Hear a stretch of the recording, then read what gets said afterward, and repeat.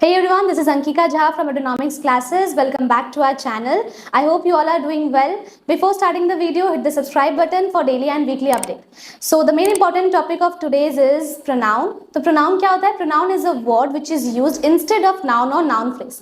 So we will learn about 7 different types of pronoun, which is personal, possessive, interrogative, demonstrative, relative, reflexive and indefinite pronoun. Let's learn in the video how it all functions.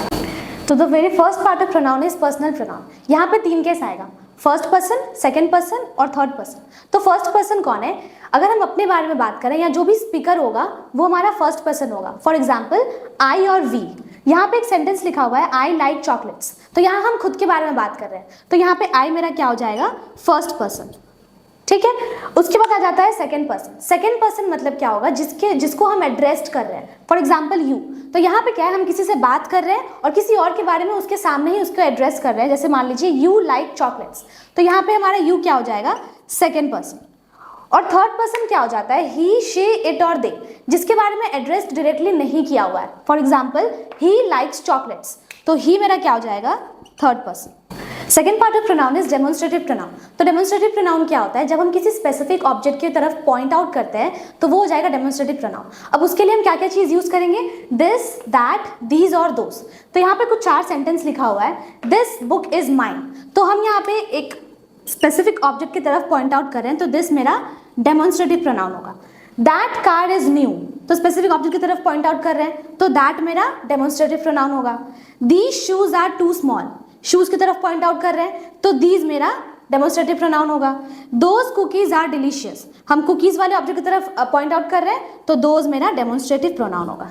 Third part of pronoun is interrogative pronoun. तो interrogative pronoun क्या होता है? जब हम किसी से कुछ questions पूछते हैं तब हम वहाँ पे एक स्पेसिफिक वर्ड यूज करते हैं। For example who, what, when, whose, why, where and how. तो यहाँ पे कुछ एग्जाम्पल्स है। Who called last night, तो यहाँ हम क्वेश्चन पूछ रहे हैं तो वो मेरा इंटरोगेटिव प्रोनाउन में आ जाएगा। यहाँ इंटरोगेटिव प्रोनाउन क्या है? Who। सेकेंड देखो एग्जाम्पल लिखा हुआ है which is your house, तो हम फिर से क्वेश्चन पूछ रहे हैं, तो यहाँ पे which मेरा क्या हो जाएगा? Interrogative pronoun. थर्ड एग्जाम्पल क्या है? what do you want, फिर हम क्वेश्चन पूछ रहे हैं, तो what मेरा क्या होगा? Interrogative pronoun. whose is this bag, तो ये भी एक क्वेश्चन है, तो whose मेरा हो जाएगा interrogative pronoun. Fourth part of pronoun is possessive pronoun. तो पोजेसिव प्रोनाउन क्या होता है? जो आपका स्ट्रिक्ट ओनरशिप या फिर पोजेशन बताएगा वो होगा possessive pronoun.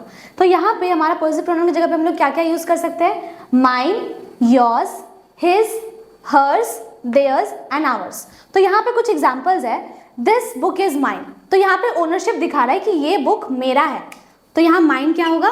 Possessive pronoun. This pen is yours, यहाँ ओनरशिप बता रहा है कि ये पेन तुम्हारा है, तो योर्स क्या हो जाएगा? Possessive pronoun. This car is his, ये कार उस लड़के का है, तो यहाँ पे ओनरशिप में कौन है? हिज, तो हिज होगा पॉसेसिव। दो सीट्स आर आवर्स, ये सीट्स हमारा है, तो यहाँ पे आवर्स क्या हो जाएगा? Possessive pronoun. Fifth part of pronoun is reflexive pronoun. तो रिफ्लेक्सिव प्रोनाउन क्या होता है? जब कोई भी ऐसा प्रोनाउन घूम फिर के सब्जेक्ट के बारे में वापस से बताएगा तो वो होगा reflexive pronoun. For example my self, yourself, herself, himself, itself, ourselves और themselves। तो यहाँ पे एग्जाम्पल लिखा हुआ है I was in hurry, so I washed the car myself। क्योंकि हम जल्दबाजी में थे तो हम गाड़ी खुद से ही धो लिए। तो यहाँ पे myself जो है ये घूम फिर के किसके बारे में बता रहा है? यहाँ पे सब्जेक्ट कौन है? I, तो I के बारे में बता रहा है, तो यहाँ पे मेरा myself क्या हो जाएगा? Reflexive pronoun.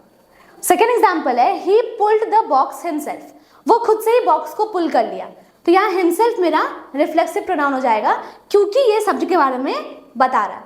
She cut down her hair herself, तो हरसेल्फ मेरा रिफ्लेक्सिव प्रोनाउन होगा क्योंकि यहाँ पे ये सब्जेक्ट के बारे में बता रहा है कि वो खुद से ही अपना बाल काट लिया। Sixth part of pronoun is relative pronoun. तो रिलेटिव प्रोनाउन क्या होता है? जब ये हमें प्रीसीडिंग नाउन के बारे में कुछ फर्दर इन्फॉर्मेशन देता है तो ये हो जाएगा हमारा रिलेटिव प्रोनाउन। यहाँ पे हम WH वर्ड्स यूज करेंगे। यहाँ पे एक कंफ्यूजन है कि इंट्रोगेटिव वर्ड्स प्रोनाउन में भी हम लोग विच, वेयर, व्हेन ये सब यूज किए थे, लेकिन डिफरेंस ये है कि इंट्रोगेटिव प्रोनाउन में हम उसको क्वेश्चन की तरह यूज किए थे और यहाँ पे हम इसको रिलेटिव प्रोनाउन की तरह यूज करेंगे जहाँ पे प्रीसीडिंग नाउन के बारे में एक और भी इन्फॉर्मेशन दिया हुआ रहेगा। For example this is the place where I found my missing box.